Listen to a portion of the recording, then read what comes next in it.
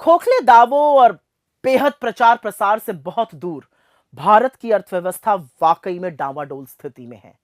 मोदी सरकार कितने भी खोखले दावे कर ले, प्रोपेगेंडा पर पानी की तरह पैसा बहा ले, मगर निकम्मी आर्थिक नीतियों और विफलताओं को अब चाहकर भी छिपाया नहीं जा सकता है। लेकिन आइए पहले जरा सुन ले मोदी जी जीडीपी ग्रोथ पर क्या बोलते थे। साथियों, 7%, 8% की विकास दर से आगे बढ़कर हमें डबल डिजिट की विकास दर प्राप्त करने के लक्ष्य पर काम करना समय की मांग है।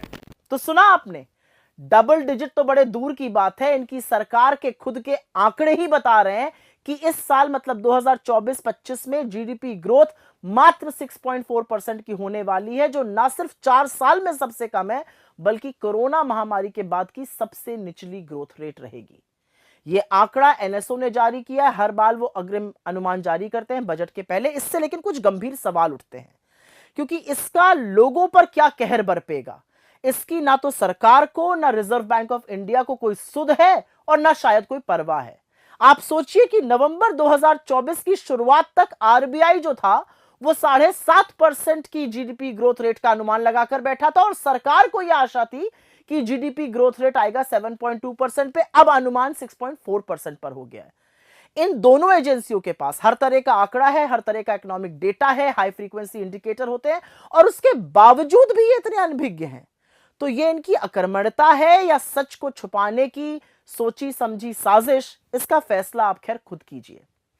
सरकार के मंत्री और सत्तारूढ़ बीजेपी के जो पदाधिकारी हैं वो विशेषज्ञों को, इकोनॉमिस्ट्स पर खूब कटाक्ष कसते हैं और जितनी मर्जी हो कटाक्ष कसिए, लेकिन असलियत यह है कि इस सरकार ने देश के लोगों को कम ग्रोथ और कमर तोड़ महंगाई से जूझने को मजबूर किया है। इसका बड़ा कारण यह है कि सरकार आर्थिक तंगी की असलियत को स्वीकारना ही नहीं चाहती। तो जब स्वीकारेंगे नहीं तो समाधान क्या, खाक ढूंढेंगे। और लगातार यह होता जा रहा है, पिछले 10 वर्षों में हमने देखा है। खपत की बात करते हैं, मतलब उपभोग, मतलब कंजम्पशन जीडीपी का 2/3 हिस्सा है। इसलिए जब इसमें कमी होती है तो चिंताजनक स्थिति बनती है। और ये भी दिखाता है कि मध्यम वर्ग पे और गरीब पर कम ग्रोथ का क्या प्रभाव होता है। डेटा साबित करता है कि लोग आज भोजन और शिक्षा जैसी आवश्यक वस्तुओं पर कम खर्च कर रहे हैं। जो प्राइवेट कंजम्पशन पर खर्च की ग्रोथ होती है वो पिछली तिमाही में 7.4% थी, अब घटकर 6% रह गई है।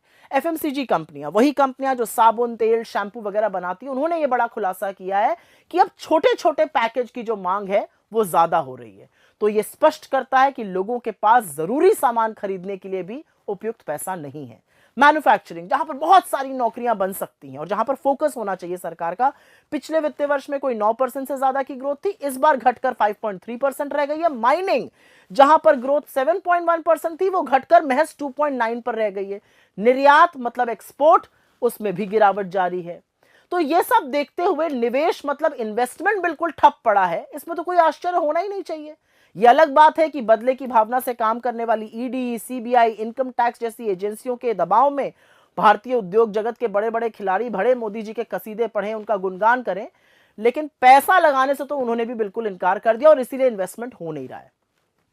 तो बेरोजगारी, कम आय, आवश्यक वस्तुओं पर जबरदस्त टैक्स और कमर तोड़ महंगाई के कारण लोग आज अपने भविष्य की बचत से खर्च करने को मजबूर हो चुके हैं। जो घरेलू बचत है वो 50 साल के सबसे निचले स्तर पर है। यही नहीं, आज जीवन जीने के लिए लोग जेवर गिरवी रखने को मजबूर हैं और ऐसा करने वालों की संख्या में 50% की बढ़ोतरी हुई है। लोन लेकर ना चुकाने वालों में 30% की बढ़ोतरी हुई है। सेकेंडरी स्कूल के एडमिशन में गिरावट हुई है। बड़ी बड़ी यूनिवर्सिटीज में, सेंट्रल यूनिवर्सिटी से बिना डिग्री लिए आधी पढ़ाई छोड़ने को लोग मजबूर हैं। ये सब क्या है? ये आर्थिक बर्बादी के एक के बाद एक प्रमाण है। खैर, सूट बूट की सरकार में इनकम टैक्स कॉर्पोरेट टैक्स से कहीं ज्यादा है।